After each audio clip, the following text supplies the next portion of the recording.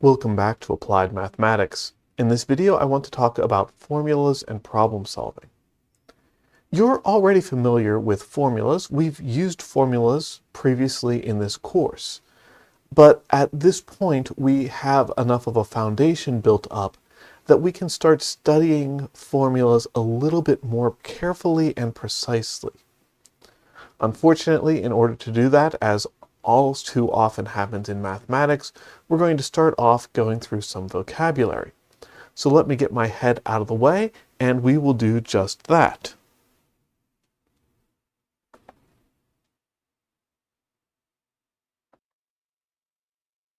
A denominant number is given explicitly using numerals. So, something like 42, or a fraction like 3/5, or something that also contains units, 0.75 inches, can all be denominant numbers. To contrast that,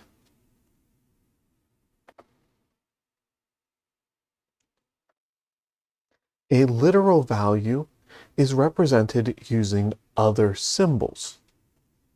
For example, pi, 3.1415, etc., etc., etc., is the denominant value, but we don't tend to want that, so we write the literal pi to represent it, make the concept of not just what is the value, but why is it used a little bit more clear. We can also do this with physical constants. For example, a lowercase c is frequently used to represent the speed of light. 3 times 10 to the 8 meters per second, or 670 million miles per hour. It's a measurement that has a meaning, and rather than talk about the value of it, it's very often more useful to just use the letter so that you know you're talking about the speed of light and all the concept going around it. The variable, like x, is also a literal value. And the idea of a literal value is important because what I really want to talk about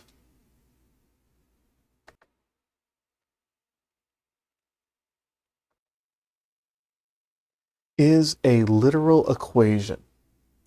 A literal equation is an equation containing literal values.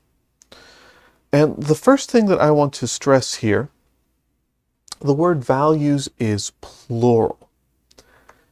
We've looked at equations already, and most of the equations we've studied have contained a variable.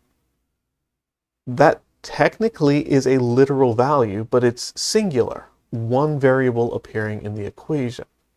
When we talk about literal equations, we're generally talking about something that has more than one variable. And these can be used for any number of purposes. For example, the distributive property. A times the quantity B plus C is equal to AB plus AC. We've dealt with the distributive property. It's nothing new. It is a literal equation. We have 3 literals, A, B, and C, being discussed here. Another literal equation, 3x plus 2y equals 5. This particular literal equation describes a line going at a particular angle in the coordinate plane. We'll talk more about lines and graphing in the future.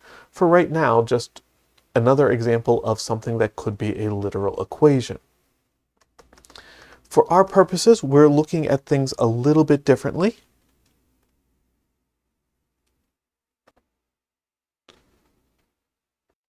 A formula is a literal equation which represents a physical situation. Right. So every formula is a literal equation, but not every literal equation is a formula. A formula is specifically a literal equation where there are variables, sometimes called the parameters of the equation, which can all be measured in some way, shape, or form. I'm going to, in this video, look at two relatively simple formulas.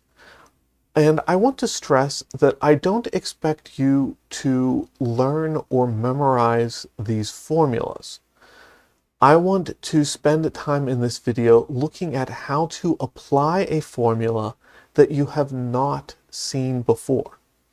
The examples might be poor choices because many of you have seen them before, but the concept of how to read a formula for the first time is the important idea in this video. So again, please do not try to memorize the particular formulas that I am sharing in this video. You don't need to have notes about how they work. You need to have notes about how to read a formula in the first place. The distance s that a car travels is given by s equals vt, where v is the car's velocity and t is the travel time. This is a very typical setup of how to introduce a formula. Again, my purposes this semester are not to teach you how to introduce the formula, although if you continue in mathematical sciences, that does become something important. Instead, my idea here is I want you to be able to read this sort of a thing. For example, if you are trying to figure out how to calculate I don't even know what, my brain is gone completely blank as I'm talking, but that's okay. But if you look up a formula, say on Wikipedia, you're generally going to find the article starts with a phrase that looks incredibly similar to this. The thing that the formula is trying to solve for, the name of the variable for that thing, is given by, then you have an equation in the center of a line, and then you have some description of the other variables that appear. And those sorts of things are important because variable names are not consistent. Here I am using the letter S to represent a distance. I've seen D used for distance, I've seen X used for distance, I've also seen R. But I happen to like the letter S, so that's what I went with. Right? The car's speed I'm giving as V. Again, I've also seen R for rate of speed or just S for speed, making things very confusing because, well, that could be S, that could also be S. It all depends on what the writers have decided to use. There we go. Now let's follow that up with a question that we are trying to answer. How long should it take Jim to drive 293 miles at 57 miles per hour? Now we've got something to work with. I'm going to scroll the screen a little bit so I have some space. And once again, I know that this is a fairly simple formula. The next example is going to be a much more complicated formula, well, relatively speaking. But the simplicity of this gives us the flexibility to think about how to solve it. Again, this is a simple formula. I expect many of you already know how to work with this formula. But I want you to take the time to think about how I'm writing things out here, because I think that this is valuable, and practicing it on the easy ones lets us expand it and be comfortable when we get to something that's a little bit more challenging. All right. So when I'm working with a formula, the first thing I do is I draw a vertical line to roughly divide the page. So about 1/3 of the page is to the left, the other 2/3 of the page is to the right. On the left side of the line, I list out all of the variables in the formula. In this case, we only have one formula, so listing out all of the variables is not going to take that much time. In more complicated situations, there might be a couple of different formulas that you're not sure which one is the one you need to use, in which case you write out all of the variables and you see what happens. Then we start filling in. Helps if I use the right variables.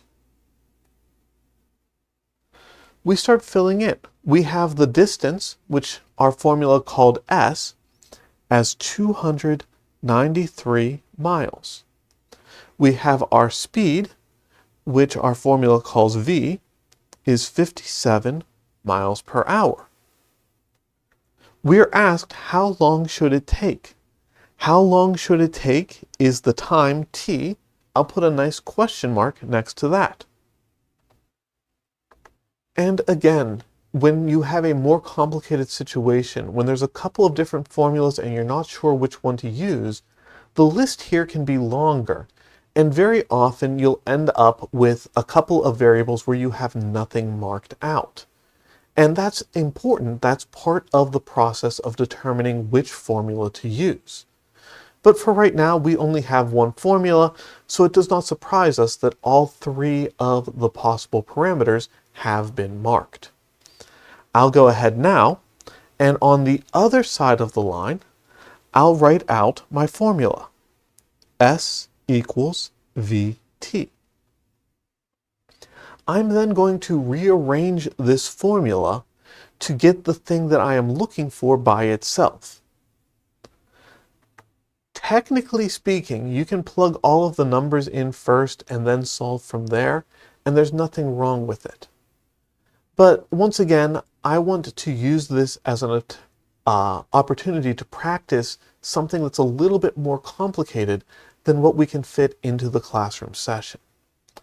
For us, this is a one-off problem. We're going to study this formula one time, we're going to do one calculation, and then we're going to move on to a different formula. Imagine instead that you are working at a company and your task today is to play around with a particular formula, play around with some values, and try to find particular values that work nicely in some way, shape, or form. You might be looking at this formula and solving for t for 25 different numbers, or 250 different combinations of values for the other variables. Again, I know it's hard to imagine for this particular simple example, but these are the sorts of tasks that do become important. These are the sorts of tasks that can waste days, weeks, or months of your career. I speak from experience. And so, in order to make your life easier in that regard, the first step is to do some algebra. Rearrange the formula to get the things that you care about. In this case, we're looking for t. I always like having my variable, my unknown, on the left-hand side of the equation. So the first thing I'm going to use is the symmetric property of equality and rewrite this as v times t equals s. It's the exact same equation, just written in mirror form.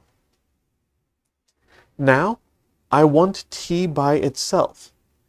T is being multiplied by v. So to get rid of multiplying by v, I divide by v on both sides of the equation. That gives me that t is equal to s divided by v. That seems a little bit weird to do if you're not used to it, because I have variables that I'm working with, not numbers, but variables are numbers. We can divide by v just as easily as we can divide by 25. Now that I have done that, I can plug in my particular values. And again, this is where things become very useful, a little bit beyond the scope of this course, because I'm just going to plug in the one set of values that I have. But imagine if you were doing this 40, 50, 500 times. It is much easier to just be able to plug in, oh, I have to take this number, divide by that number. Let me grab my calculator. Let me plug those numbers in. I get a value, in this case it comes out around 5.1. From here I can do a little bit of dimensional analysis. I have miles. I divided by miles per hour. It looks like the result here should be measured in hours.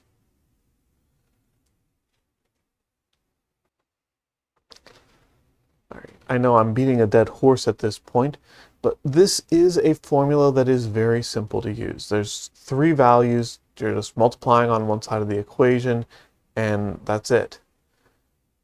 It's surprising how many formulas in the world look like this. The formula for the area of a parallelogram looks incredibly similar.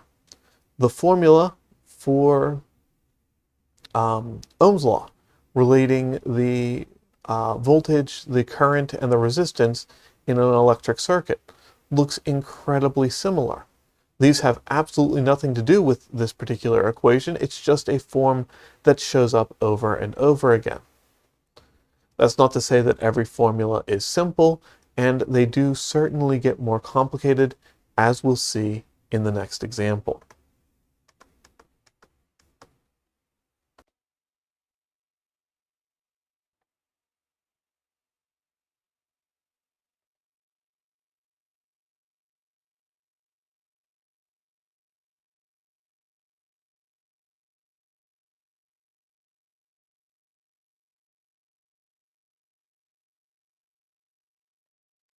The total amount A owed on a simple interest loan is given by the formula A equals P times the quantity 1 plus RT, where P is the principal or initial amount borrowed, R is the annual interest rate, and T is the time in years.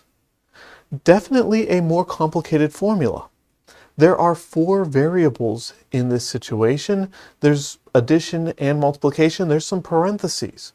So this problem is going to take a little bit more care, but it still won't be that bad. If it costs a total of $7,250 to pay off a $6,000 loan over 3 years, what is the interest rate? Again, let's get a little bit of space here. Let's take our page and divide it up. We, again, only have one formula, so I know I'm going to be looking at A equals P times the quantity, 1 plus RT. And I know that my variables are A, P, R, and T.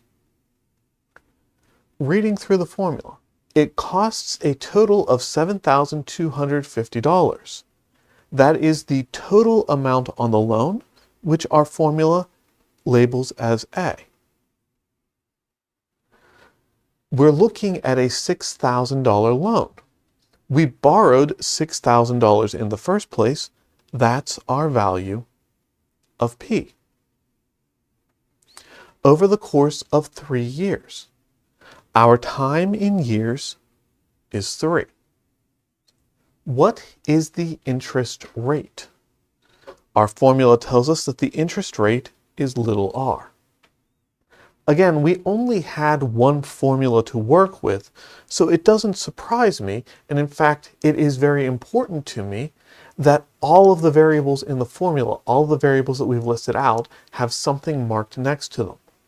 One of them is marked as the unknown, and all of the others have numerical values. If we didn't have that, we would need more information. If we were in a situation where there were several possible formulas that could be useful, it could be that there are some variables that we don't know and we don't need to know. Sometimes that's a matter of there's just a formula that is not useful in this particular situation. Sometimes it's a matter of there are a couple of formulas and we're going to have to chain together several steps. But for our purposes right now, one formula, one unknown. All right. Now again, I could just plug everything into this equation and it would work. But I'm going to take the time to rearrange this equation in order to solve for r. I'm working under the assumption that I'm not doing this just once, right? My job is to calculate interest rates. And so I'm going to be plugging numbers into this formula all day, every day for the next week, month, year, decade, I don't know. I don't want to have to do the algebra every time, so I'm going to take the time to rearrange the formula first. All right. There's a couple of different ways you can deal with this, but just looking at this kind of from an outside-in perspective, I'm trying to solve for r. r is inside this set of parentheses. The set of parentheses is being multiplied by p. So the thing furthest away from r is that p. It's being multiplied, so to get rid of it, I divide by p on both sides. On the right-hand side, the p's are going to cancel each other out.